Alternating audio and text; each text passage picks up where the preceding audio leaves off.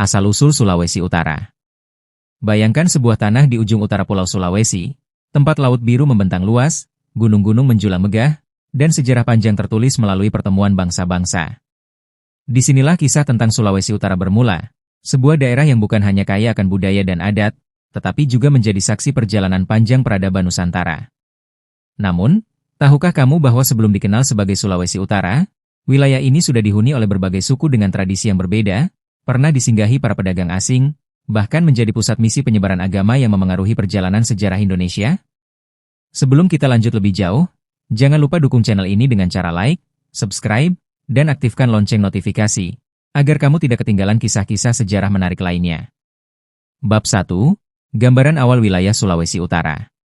Sulawesi Utara terletak di ujung utara Pulau Sulawesi, berbatasan dengan Laut Maluku di timur, Laut Sulawesi di barat, dan Samudra Pasifik di utara. Letaknya yang strategis menjadikan wilayah ini sebagai jalur silang perdagangan sejak berabad-abad lalu. Datarannya terdiri dari pegunungan, lembah subur, dan laut yang kaya akan hasil bumi maupun ikan. Karena kondisi geografisnya, Sulawesi Utara menjadi tempat bertemunya berbagai budaya, Melayu, Austronesia, hingga pengaruh Eropa. Bab 2. Asal-usul nama Sulawesi. Nama, Sulawesi, sendiri memiliki beberapa versi asal-usul.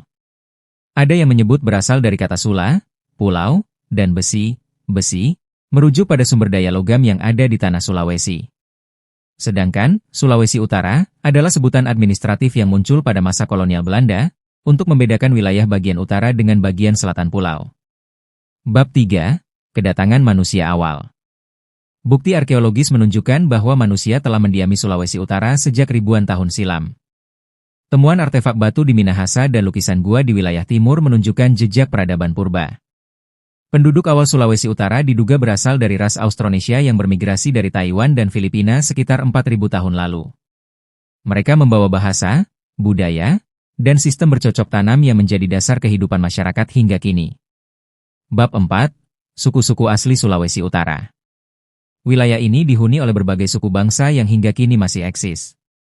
Suku Minahasa kelompok terbesar di daratan utama, terkenal dengan budaya egaliter dan tradisi perang. Suku Bolang Mongondo mendiami bagian barat, memiliki kerajaan tersendiri di masa lalu. Suku Sangihe dan Talaud mendiami gugusan pulau di utara, dekat dengan Filipina. Suku Gorontalo, dulu termasuk wilayah administrasi Sulawesi Utara sebelum pemekaran. Setiap suku memiliki bahasa, adat, dan struktur sosial yang berbeda, namun sama-sama dipengaruhi oleh migrasi Austronesia. Bab 5.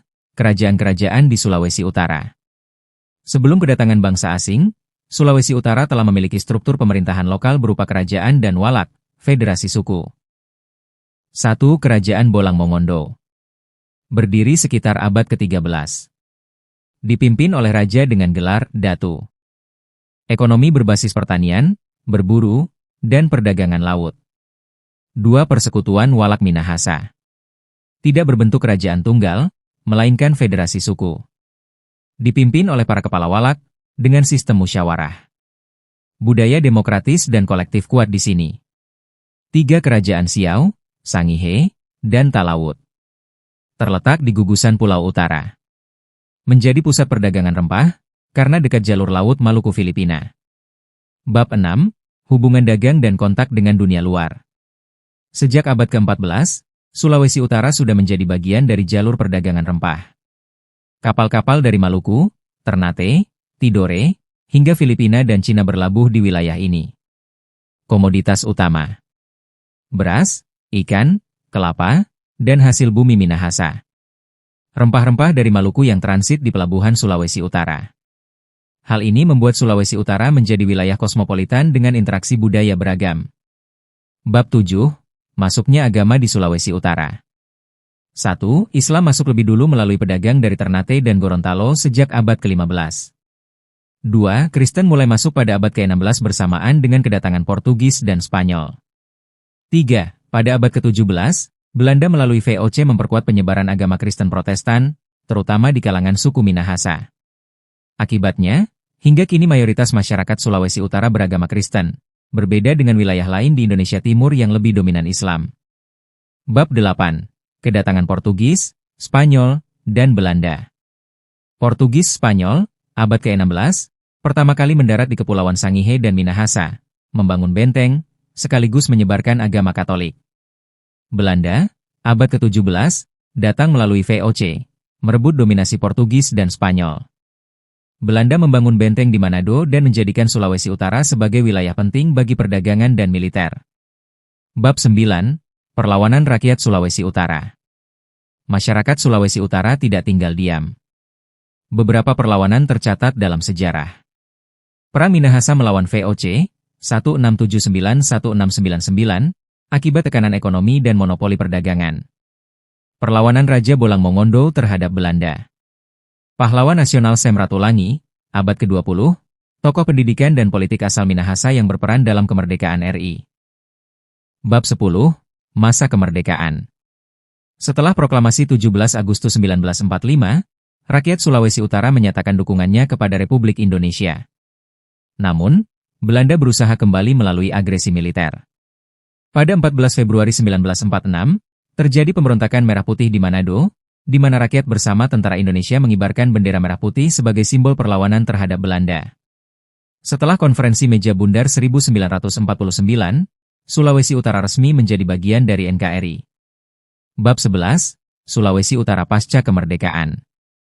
Awalnya, wilayah Sulawesi dibagi menjadi beberapa provinsi besar. Pada tahun 1960, Sulawesi dibagi menjadi Sulawesi Utara Tengah dan Sulawesi Selatan Tenggara. Tahun 1964, Sulawesi Utara resmi menjadi provinsi tersendiri dengan ibu kota Manado. Bab 12. Budaya dan tradisi Sulawesi Utara. Beberapa tradisi khas yang masih bertahan hingga kini. Tarian Kabasaran, tarian perang khas Minahasa. Upacara Tulude, pesta adat suku Sangihe dan Talawut sebagai ungkapan syukur. Rumah adat Walewangko, rumah panggung tradisional Minahasa. Masakan khas seperti rica-rica, bubur Manado, tinutuan, dan cakalang fufu. Bab 13. Tokoh-tokoh penting Sulawesi Utara. 1. Sem Ratulangi, pahlawan nasional, tokoh pendidikan, dan politik. 2. Dotulong dan Dotu-Dotu Minahasa, tokoh lokal pejuang kemerdekaan. 3. Para Raja Bolang Mongondo, Sangihe, dan Talawut yang berperan dalam sejarah lokal. Bab 14. Sulawesi Utara dalam konteks global. Karena letaknya yang strategis, Sulawesi Utara kini menjadi pintu gerbang Indonesia ke Pasifik. Pelabuhan Bitung dan Bandara Internasional di Manado menjadi jalur perdagangan dan pariwisata. Selain itu, kekayaan alam berupa Taman Laut Bunaken menjadikan Sulawesi Utara terkenal di dunia. Bab 15. Penutup dan kesimpulan. Sejarah Sulawesi Utara adalah kisah panjang tentang pertemuan budaya, perlawanan rakyat, dan semangat mempertahankan identitas. Dari masa prasejarah, kerajaan-kerajaan lokal, kolonialisme, hingga kemerdekaan, Sulawesi Utara telah memberi warna dalam perjalanan bangsa Indonesia. Hari ini, Sulawesi Utara bukan hanya dikenal sebagai daerah wisata bahari, tetapi juga sebagai wilayah dengan semangat persatuan yang kuat. Asal-usul Sulawesi Utara menunjukkan betapa pentingnya daerah ini dalam sejarah Nusantara. Letaknya yang strategis, budaya yang beragam, serta tokoh-tokoh besar yang lahir dari tanah ini, menjadikan Sulawesi Utara salah satu pusat peradaban penting di Indonesia Timur. Kalau kamu suka dengan kisah ini, jangan lupa untuk like, share, dan subscribe channel ini supaya kita bisa terus menghadirkan cerita-cerita sejarah Nusantara yang menarik dan penuh makna. Sampai jumpa di kisah sejarah berikutnya.